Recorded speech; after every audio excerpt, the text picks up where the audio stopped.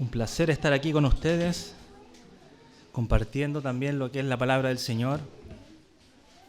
Le animo a que pueda tener su corazón puesto en este tiempo, su atención puesta en este momento, no importa cuántas distracciones podamos tener a nuestro alrededor. Y abramos nuestras Biblias en el libro de Hechos. Ya hemos comenzado este hermoso libro. Ya este es el segundo sermón que llevamos de los muchos que nos esperan también durante este año o el próximo, no lo sé. Entonces, vamos a hacer lectura de Hechos capítulo 1, versículo 12 en adelante. Hechos capítulo 1, versículo 12. Leo la Nueva Biblia de las Américas, ustedes pueden seguirme en la versión que puedan tener. Dice lo siguiente, la palabra del Señor. Entonces los discípulos regresaron a Jerusalén, desde el monte llamado Los Olivos, que está cerca de Jerusalén, camino de un día de reposo. Cuando hubieron entrado en la ciudad, subieron al aposento alto, donde estaban hospedados Pedro, Juan, Jacobo y Andrés, Felipe y Tomás, Bartolomé y Mateo, Jacobo hijo de Alfeo, Simón el celote y Judas, hijo de Jacobo. Todos estos estaban unánimes, entregados de continuo a la oración, junto con las mujeres y con María, la madre de Jesús, y con sus hermanos. Por este tiempo, un grupo como de 120 personas estaba reunido allí, y Pedro se puso de pie en medio de los hermanos y dijo: Hermanos, tenía que cumplirse la escritura en que por boca de David el Espíritu Santo predijo acerca de Judas, el que se hizo guía de los que prendieron a Jesús. Porque Judas era contado entre nosotros y recibió parte en este ministerio. Este, pues, con el precio de su terrible infamia, adquirió un terreno y cayendo de cabeza, se reventó por el medio y todas sus entrañas se derramaron. Esto llegó al conocimiento de todos los que habitaban en Jerusalén, de manera que aquel terreno se llamó en su propia lengua Aceldama, es decir, campo de sangre. Pues en el libro de los Salmos está escrito: que sea hecha desierta su morada, y no haya quien habite en ella, y que otro tome su cargo. Por tanto, es necesario que de los hombres que nos han acompañado todo el tiempo que el Señor Jesús vivió entre nosotros, comenzando desde el bautismo de Juan hasta el día en que de entre nosotros Jesús fue recibido arriba al cielo, uno sea constituido testigo con nosotros de su resurrección. Presentaron a dos: a José, llamado Barsabás, al que también llamaban Justo, y a Matías. Después de orar, dijeron: Tú, Señor, que conoces el corazón de todos, muéstranos a cuál de estos dos has escogido para ocupar este ministerio y apostolado, del cual Judas se desvió para irse al lugar que le correspondía. Echaron suertes y la suerte cayó sobre Matías y fue contado con los 11 apóstoles. Oremos. Oh Señor, Padre del cielo, venimos delante de ti en reverencia, rogándote, Señor, por misericordia para nuestras almas, para que nos hables, Señor, hasta lo profundo de nuestro ser, para que nos confrontes, Padre, con tu palabra, para que nos hagas madurar cada vez más y más hacia la meta, hacia la plenitud, hacia la perfección. Ayúdanos en este tiempo. Reconocemos, Señor, que somos débiles. Yo primero, entre todos, Señor, te ruego por misericordia para exponer tu palabra en este momento, porque al igual que mis hermanos necesitamos todos juntos oír tu voz. Oh Señor, quebranta nuestros corazones. Oh Señor, anímanos. Padre, te ruego que tu Espíritu, que ya está con nosotros, que mora en nosotros, nos hable profundamente y nos muestre el camino que debemos seguir. Te ruego por esto, Señor, y por todo lo que tú quieras hacer en nuestros corazones. En el nombre de Jesús. Amén. Muy bien. Como dice el texto, hermanos, hoy vamos a hablar acerca de el sustituto de Judas. El sustituto de Judas. Y realmente el tema de hoy es muy simple. Aunque dentro de este tema simple hay muchos subtemas que tal vez nos pueden hacer perder un poco el foco, pero vamos a tratar de irnos de una forma más centrada en el texto. Si bien recuerdan, hasta este punto, hemos visto que el Señor estaba con sus discípulos apareciéndoles por 40 días, donde particularmente le estaba hablando acerca del reino de Dios. No sabemos particularmente qué es lo que le estaba hablando. Podemos suponer por ciertas cosas que después, desde ahora en adelante, los discípulos van a hacer y van a hablar, pero seguramente fue el discipulado más excelente que se ha hecho sobre la tierra. El discipulado del mismo Señor Jesucristo hacia sus discípulos. Y vimos también que el Señor ascendió, dejándole la comisión en sus manos de ir y llevar el Evangelio a Jerusalén, a Judea, a Samaria y hasta los confines de la tierra. Y ellos, en este momento, ven como su Señor, al que amaban tanto, asciende y se pierde entre las nubes. Y tal vez habían diferentes sentimientos que estaban pasando en sus corazones en ese momento. Pero lo que sí sabemos, hermanos, es que en ese mismo momento, antes de comenzar nuestro texto, en ese mismo momento, el Señor Jesucristo fue recibido con gloria en el cielo. Dice el Salmo 24, referente a esto, que las puertas de los cielos se abrieron para recibir al Rey de Gloria. El Señor fue alzado hasta el cielo, hasta la presencia de Dios. Y dice el Salmo 24, alcen, oh puertas, sus cabezas, álcenlas, puertas eternas, para que entre el Rey de la Gloria. ¿Quién es este Rey de la Gloria? El Señor de los ejércitos. Él es el Rey de la Gloria. El Señor Jesucristo es recibido, aunque no lo menciona el texto de Hechos, pero sí otros pasajes, es recibido con gloria por su Padre. En Efesios 1:20 dice, ese poder que obró en Cristo cuando lo resucitó de entre los muertos y lo sentó a la diestra de Dios en los lugares celestiales, por muy encima de todo principado, autoridad, poder, dominio y de todo nombre que se nombra, no solo en este siglo, sino también en el venidero. Y todo lo sometió bajo sus pies.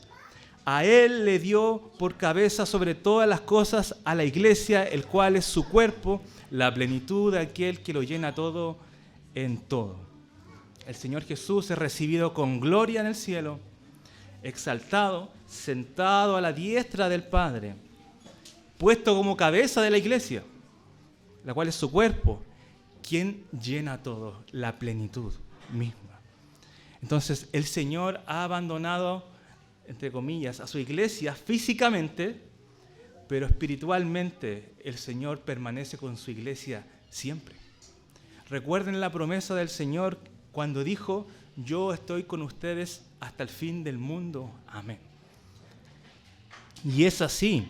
Y por eso creemos hoy que Cristo está en este lugar. Que Cristo está con nosotros cuando nos vamos de este lugar. Cuando vamos hasta los confines de la tierra, el Señor está ahí con nosotros.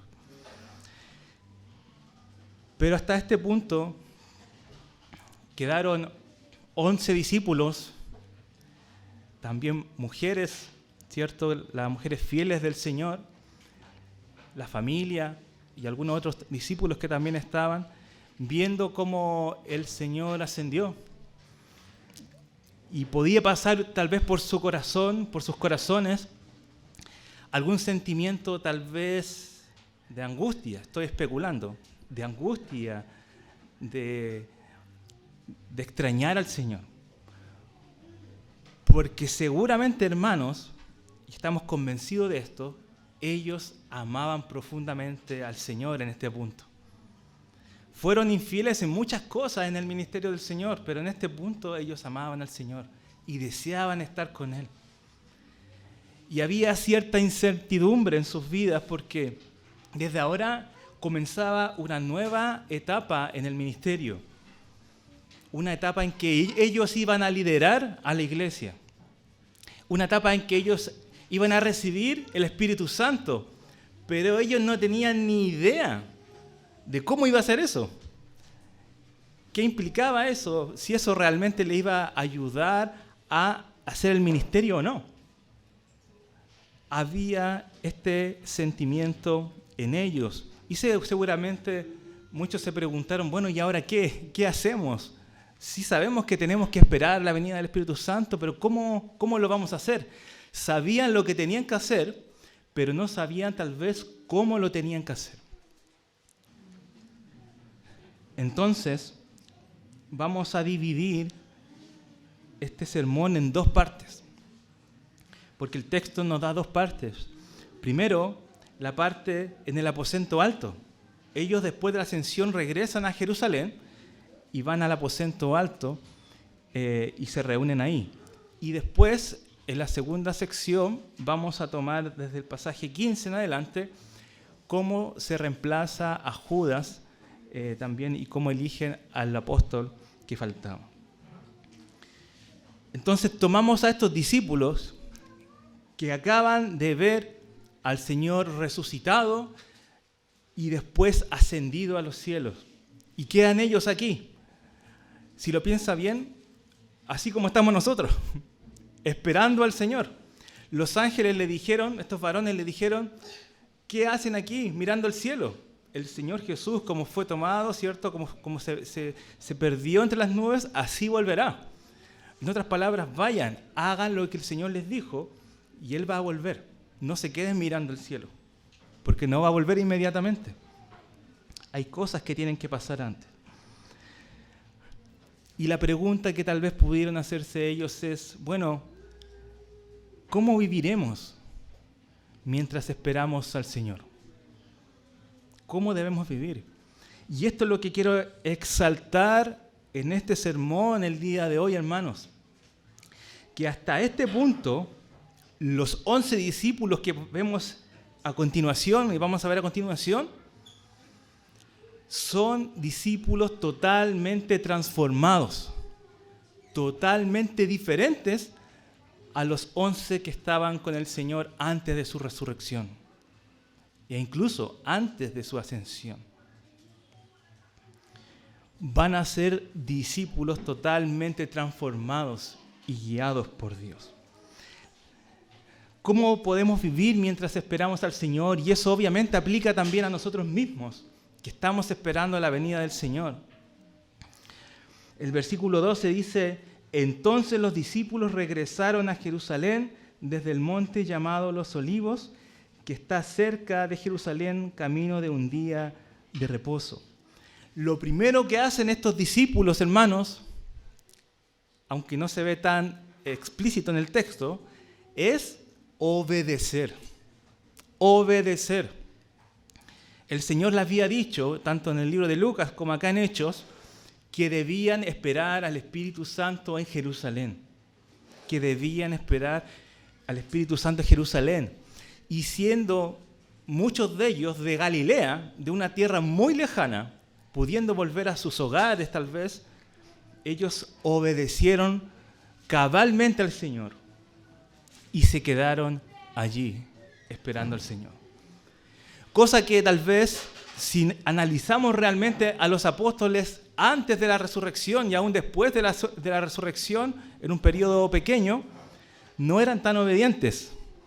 Vemos, por ejemplo, después que incluso que el Señor resucitó, a los apóstoles, algunos de ellos yéndose a pescar. ¿Recuerdan? En el libro de Juan sale eso, se fueron a pescar. Cuando ellos sabían lo que estaba pasando, se olvidaron de las palabras del Señor. El Señor muchas veces les dijo que iba a padecer, que iba a ser muerto. Pero aún así, ellos, cuando el Señor fue arrestado, huyeron, cada uno por su lado. Se olvidaron de las palabras del Señor. Pero en este punto, hermanos, nos encontramos a unos discípulos totalmente obedientes, comprometidos con el Señor. Dice que regresaron a este aposento, se cree que es el mismo aposento donde celebraron la Santa Cena del Señor, y que estaba cerca del Monte de los Olivos. Dice que está cerca de Jerusalén como de un día de reposo. Esto equivale a 1 kilómetro. No es que estaban en el día sábado, era probablemente un día jueves cuando el Señor ascendió.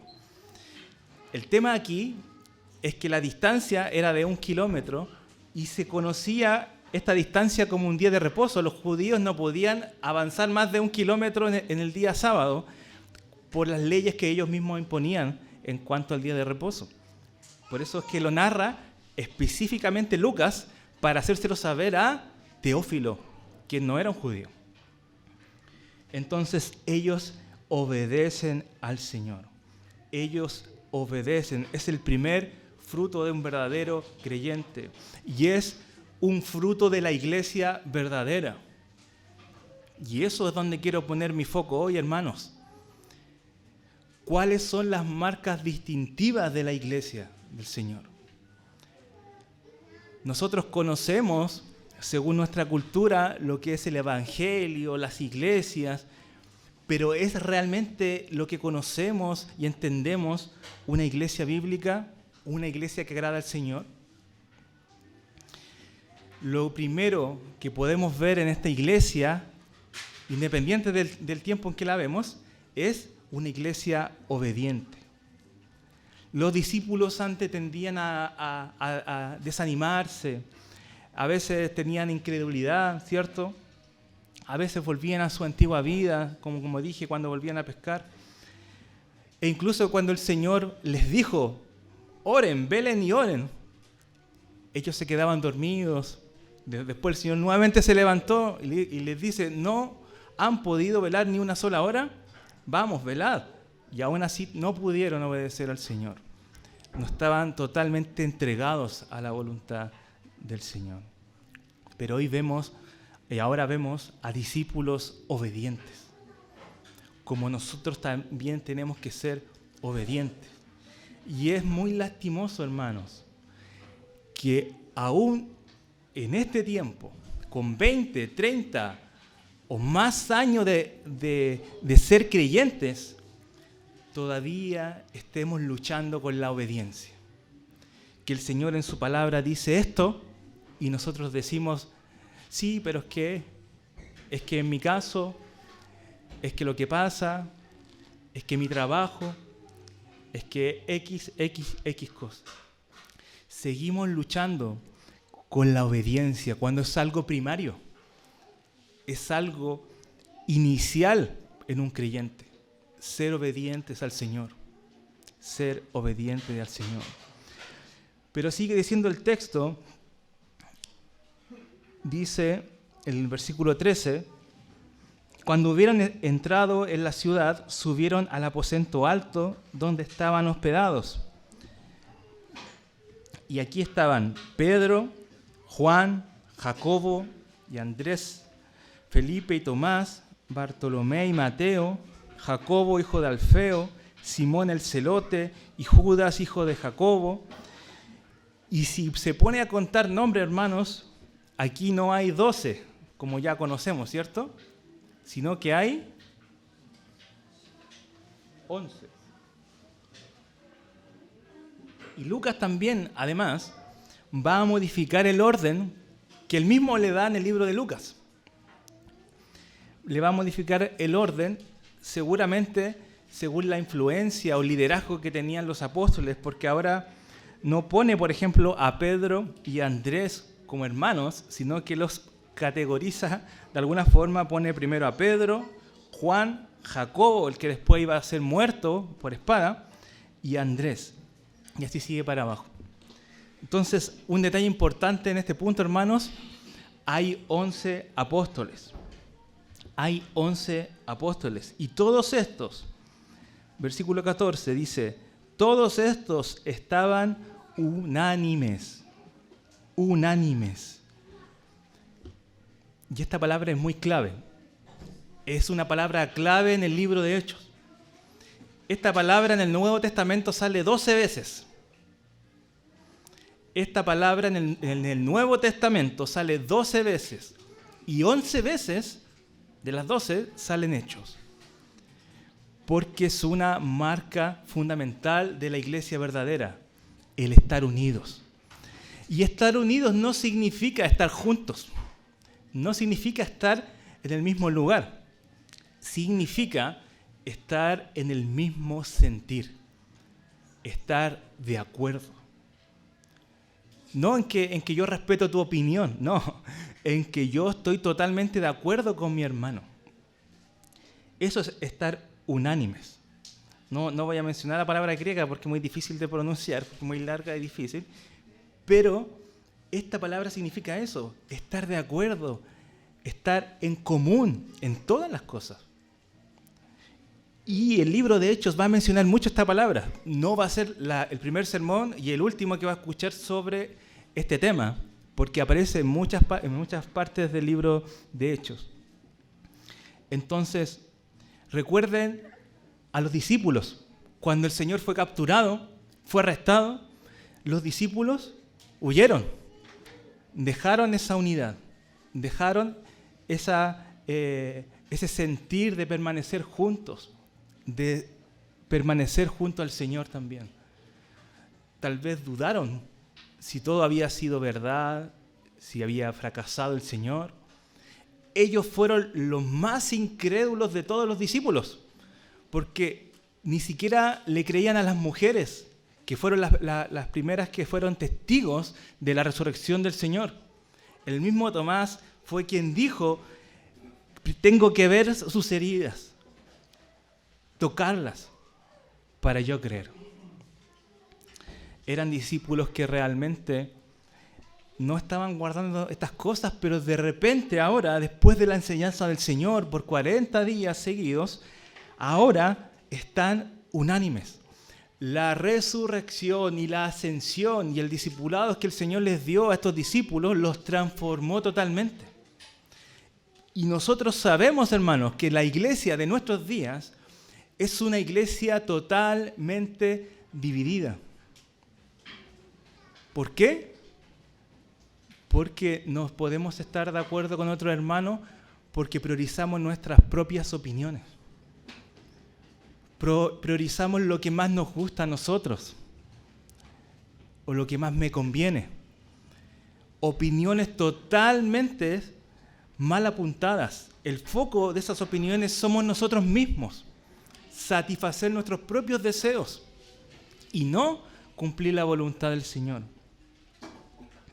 Pero la iglesia verdadera se caracteriza por estar unánime, tener un mismo corazón, un solo corazón, que todos nosotros hacemos palpitar al mismo tiempo. Eso significa literalmente. Y algo que me llamaba la atención escuchando a otros pastores, ustedes conocen a estos pastores, por ejemplo el pastor Sugel Michelén y el pastor Miguel Núñez, ambos dicen lo mismo en el sentido de que ellos, aunque son muchos pastores, en mucha cantidad, no toman ninguna decisión hasta que todos estén unánimes. Porque no es más importante el proyecto que tal pastor tenga. No es tan importante, es que hay que tomar una decisión, ¿no? Lo importante es avanzar según la voluntad del Señor. Y si Dios nos ha puesto a cada uno de nosotros el Espíritu Santo del Señor, deberíamos estar todos con el mismo sentir. Y si no estamos con el mismo sentir, es porque uno, o Dios no está en alguno de nosotros, o uno de nosotros no está obedeciendo a Dios, ¿y cuál sería realmente su caso? El caso nuestro. Si no estamos unánimes con lo que la iglesia está haciendo, con lo que el Señor está haciendo en nuestra iglesia, ¿está la iglesia mal? ¿Estará la palabra de Dios mal? ¿El Espíritu Santo se equivocó en mí? ¿Me dijo otro mensaje? Si todos tenemos el mismo espíritu, hermanos, deberíamos estar todos de acuerdo. Todos de acuerdo. Y eso ha sido uno de los ataques fulminantes que ha tenido Satanás sobre la iglesia en Latinoamérica. Dividirnos. Hacernos pelear. Aún en nuestras propias denominaciones. Aún en nuestras propias denominaciones. Pero la iglesia del Señor no es así. No importa que hemos conocido iglesias así, iglesias peleoneras, que les encanta discutir con los otros hermanos, que les encanta tener la razón. Y uno se preguntará, bueno, ¿por qué hay tantos creyentes así? Hablando de los que son verdaderamente creyentes. Creo yo que es por lo que sigue a continuación. Dice, todos estos estaban unánimes, entregados de continuo a la oración. Entregados de continuo a la oración. Y creo, hermano, que esto fue lo que más me impactó de todos estos versículos. Lo que significa este pasaje no es que vamos a orar los domingos, no es que vamos a tener una reunión de oración los miércoles o los jueves, sino que los creyentes eran reconocidos y se caracterizaban por la oración. Si usted en este tiempo entraba a una habitación donde habían creyentes, lo más probable es que los iba a encontrar orando. De eso es lo que estamos hablando. No es un momento que se hace cuando vamos a comer, no es un momento que se hace cuando nos vamos a dormir, es algo que uno se entrega de continuo. Es una forma de vivir. Y los cristianos emanaban esto en estos días. Ellos oraban. En el libro de los Hechos, 31 veces el libro de los Hechos va a mostrarnos un acto de oración, que los discípulos están orando. 31 veces. De los 28 capítulos de Hechos, en 20 hay actos de oración. Hay actos de oración. No oraron estos hermanos solamente para esperar la venida del Espíritu Santo, sino que permanecieron en oración siempre, hasta la muerte, porque necesitaban la oración. Y esta, creo yo, es la razón principal por qué la iglesia moderna está dividida, por qué la iglesia moderna es desobediente, porque no permanece en oración. La oración es solamente algo bonito que sucedió en el pasado de la iglesia. Pero hoy hacemos otras cosas. Hoy nos encargamos de hacer ministerios más brillantes o cosas más entretenidas para la iglesia. Pero no, hermanos, la oración es vital. Ellos estaban entregados de continuo y es una gran diferencia a Getsemaní. Como ya mencioné, los discípulos no podían aguantar una hora, pero ahora permanecían en oración. Permanecían en oración. Si usted me dice que ama a Cristo, y yo me lo digo a mí mismo primero, si usted me dice, hermano, que ama a Cristo, pero no puede pasar tiempo en oración con Él, buscar su presencia, usted saque sus propias conclusiones. Nos falta amor. Nos falta amor por el Señor. Nos falta amor por el Señor. Santiago 5 dice, versículo 13 al 16, que si alguno está enfermo, bueno, llame a los ancianos de la iglesia y que oren. Y que si haya cometido pecado, que los confiese y que sean perdonados. Y termina diciendo, porque la oración del justo puede mucho. O en otras palabras, tiene poder. Tiene poder. Ahí está el poder, hermanos. Ahí está el poder. Cuando comenzamos este sermón, leímos las Escrituras y también oramos. Pero no lo hicimos por una simple tradición que los bautistas hacemos, que siempre que vamos a exponer, bueno, leemos y después oramos, porque no sabemos qué hacer al principio. No, es porque sabemos y reconocemos que nuestra prédica, que nuestro sermón y que aún nuestros oídos no dependen por sí solos, que dependemos del Espíritu Santo de Dios para exponer la palabra y para escuchar la palabra de Dios. Entonces, hermanos, la oración es vital. La oración es vital. La oración del justo tiene poder. Tiene poder. Y nosotros rehusamos ir ante ese poder. Al Señor le interesan nuestras oraciones. No es un Dios altísimo, aunque sí lo es, no es un Dios altísimo que simplemente espera de que la gente lo adore simplemente. Claro que Él espera eso, pero también es un Dios compasivo, amoroso, misericordioso, que le interesan nuestros motivos de oración, que se duele también con nosotros, que si tenemos un hijo enfermo, el Señor dice, no, a mí sí me interesa cómo está tu hijo. A mí sí me interesa lo que tú me estás diciendo. Yo te escucho. Yo te voy a guiar en lo que tienes que hacer. ¿Voy a hacer mi voluntad? Sí, te entiendo. Eres mi hijo, te amo. Al Señor le interesan nuestras oraciones. Es un Dios compasivo. Es un Dios que se compadece de nosotros. Y Él ansía con todo su corazón que vayamos ante Él en oración. No solo a pedirles cosas, sino a estar con Él. La vida, el poder y la gloria de la iglesia, hermanos, es la oración.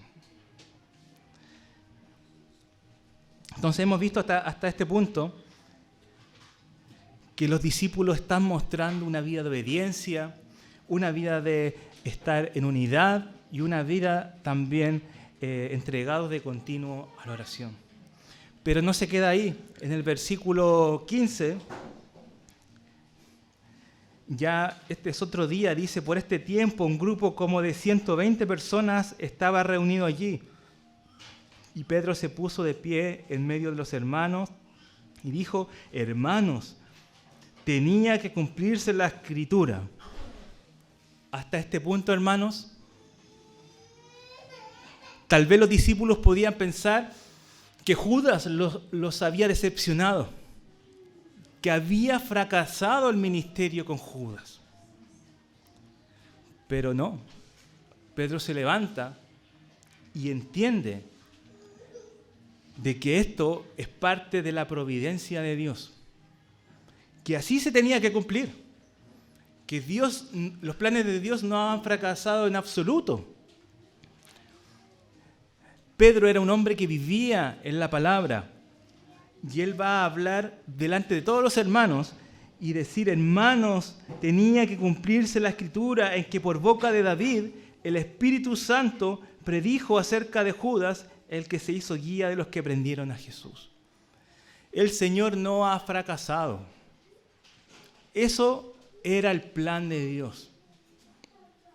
David, en los Salmos, específicamente el Salmo 69, 25 y 109, 8, va a hacer también una mención futura, ¿cierto?, del traidor.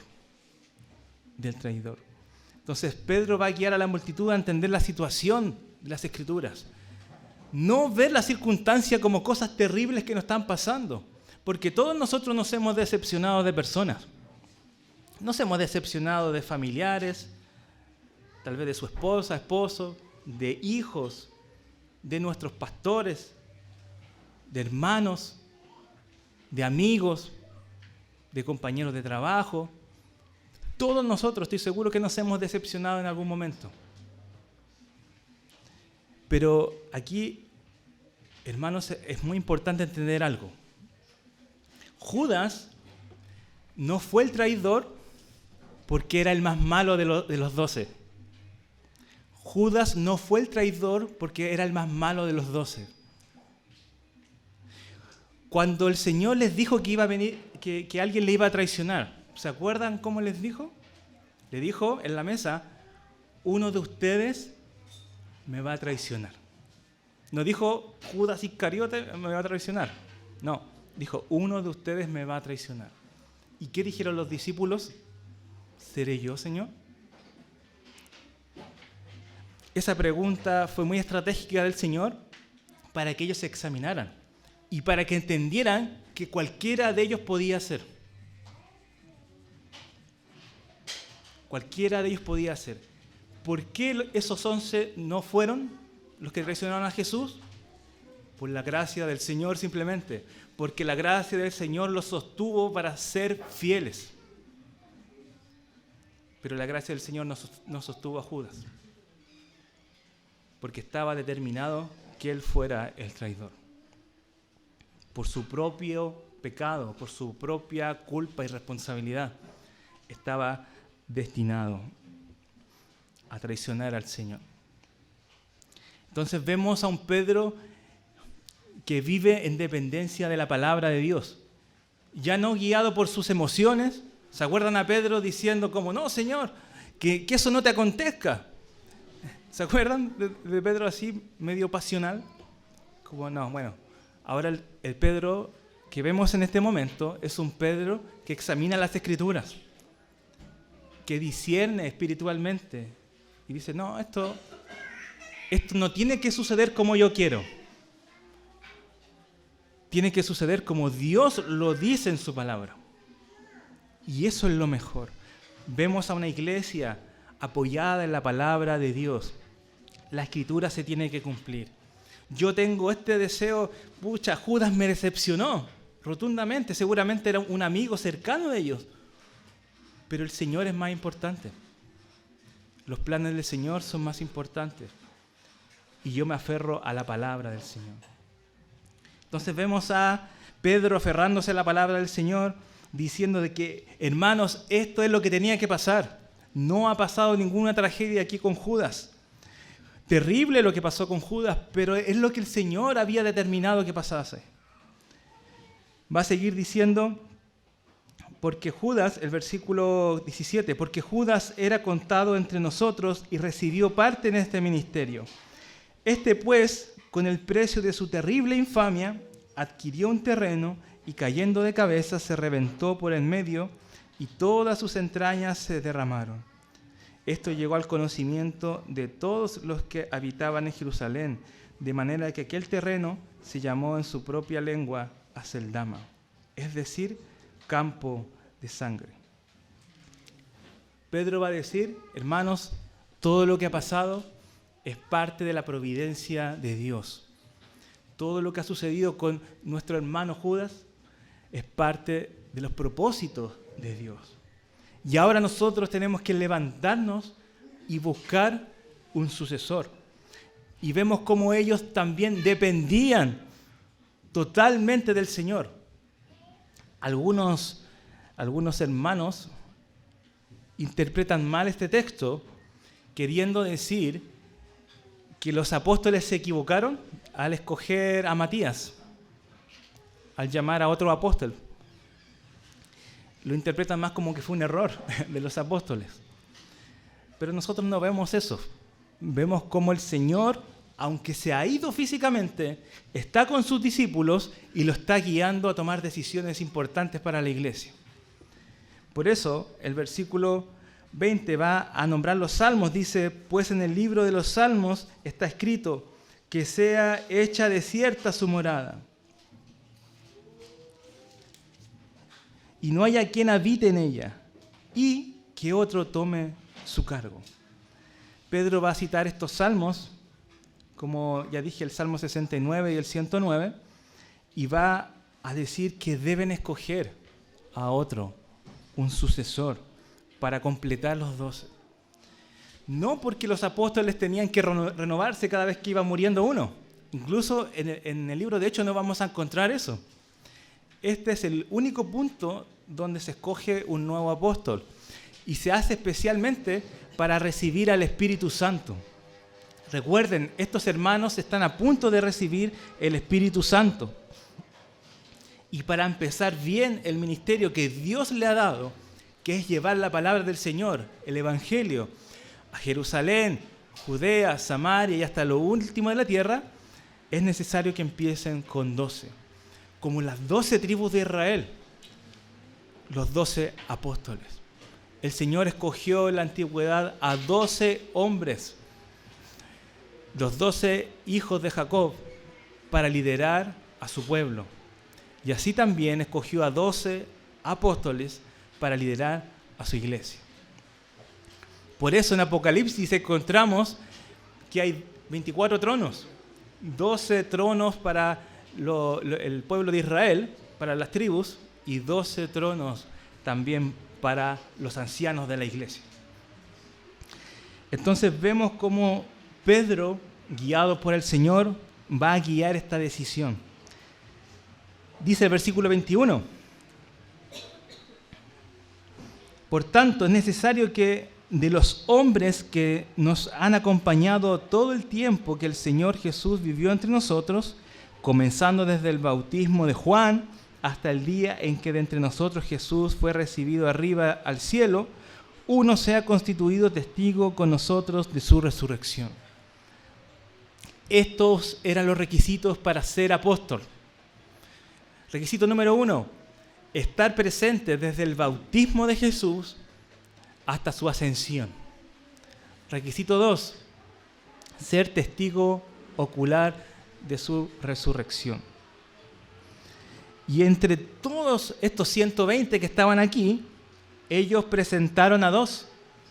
A José, llamado Barsabás, al que también llamaban Justo. Este tenía muchos nombres, no sé cómo lo identificaban. Y a Matías, o Matatías.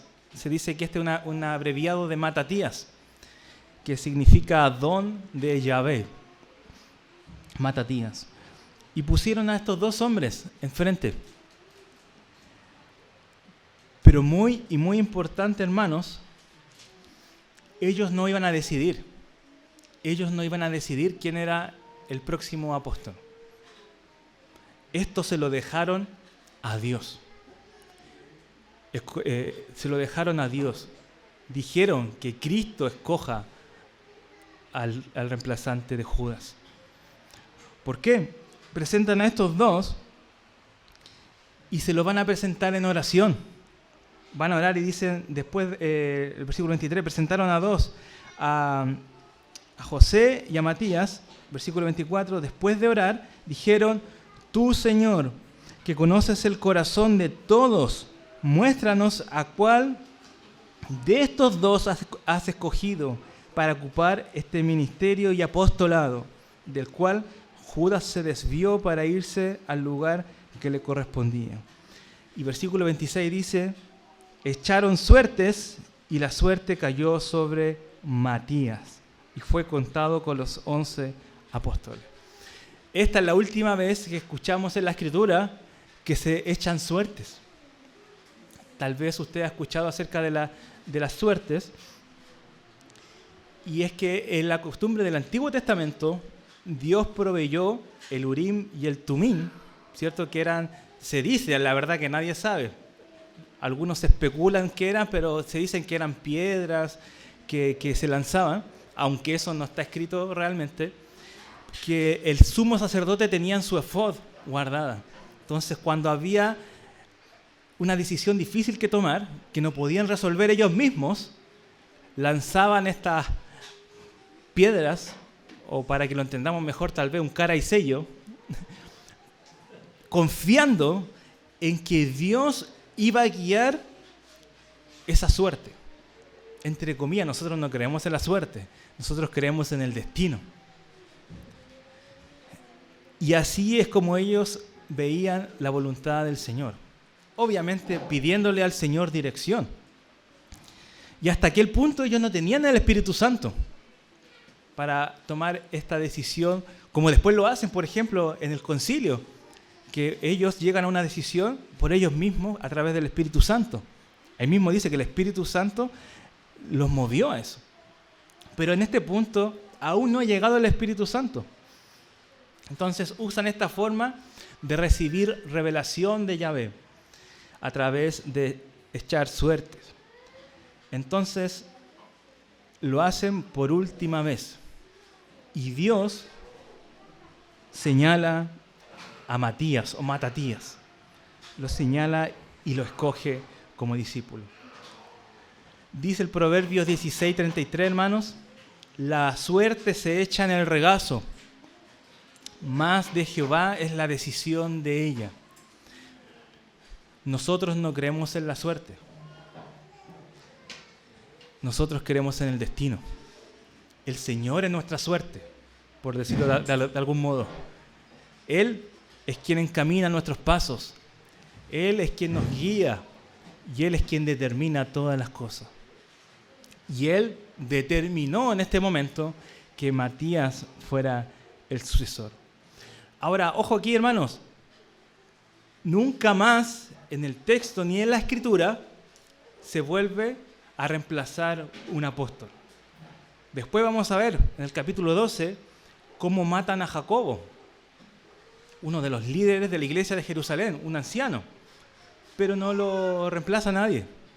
Y así, cada vez que van muriendo apóstoles, no hay una sucesión apostólica, como muchos hoy afirman. Y ninguno de los que vive hoy y dice ser apóstol cumple con los requisitos escritos en la Biblia.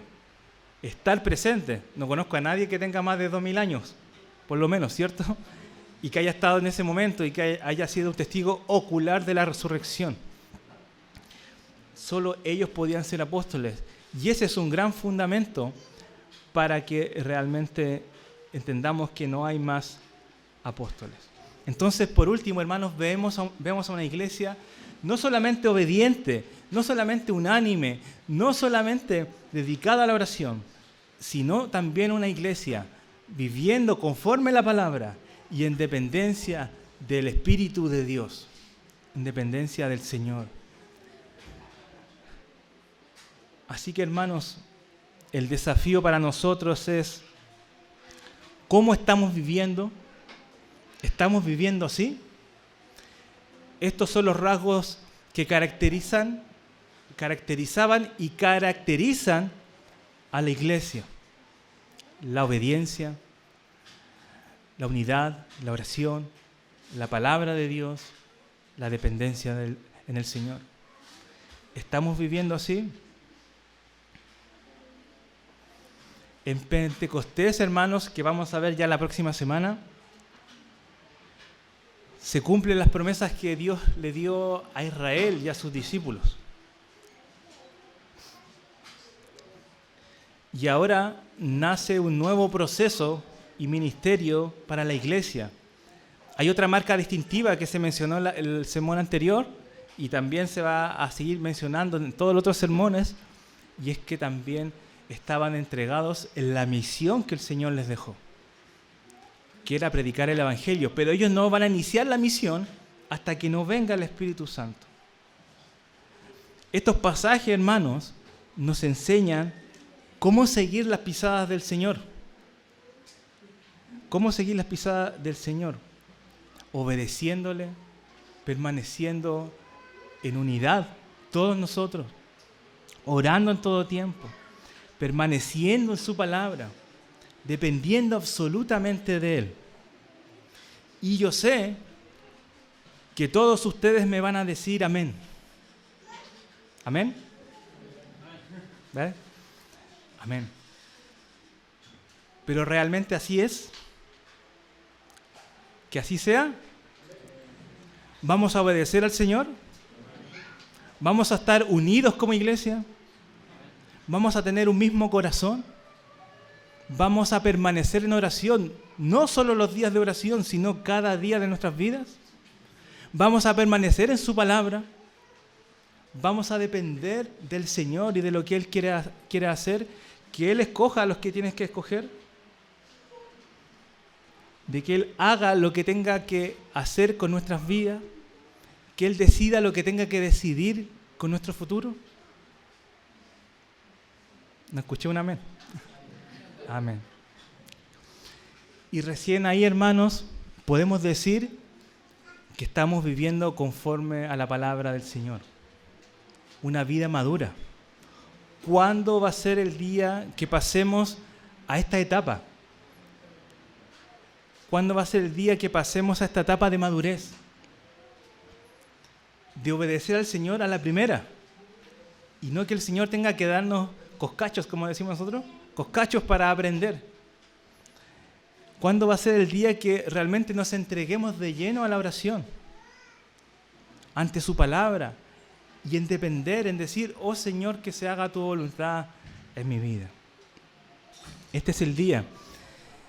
Y si no lo hacen hoy, hermanos, si no lo hacen hoy, bueno, el Señor, le aseguro que a través de este libro de Hechos nos va a forzar a hacerlo. Porque prácticamente en la mayoría del libro de Hechos habla de esto, en cómo la iglesia va creciendo, en lo que realmente la iglesia hace en su ministerio. No va a ser el primer y el último sermón que va a escuchar sobre esto, porque ya en el capítulo 2, en el capítulo 4, prácticamente todos los capítulos se va a recalcar lo mismo.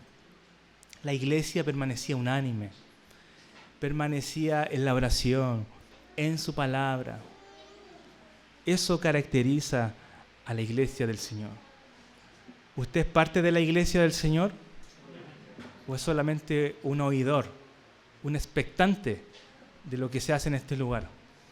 Si es realmente parte de la iglesia del Señor, le animo a considerar estas cosas y vivir conforme a lo que Jesús espera que vivamos. Oh Señor, gracias por tu palabra. Gracias porque podemos ver cómo tú guiaste a tus discípulos también.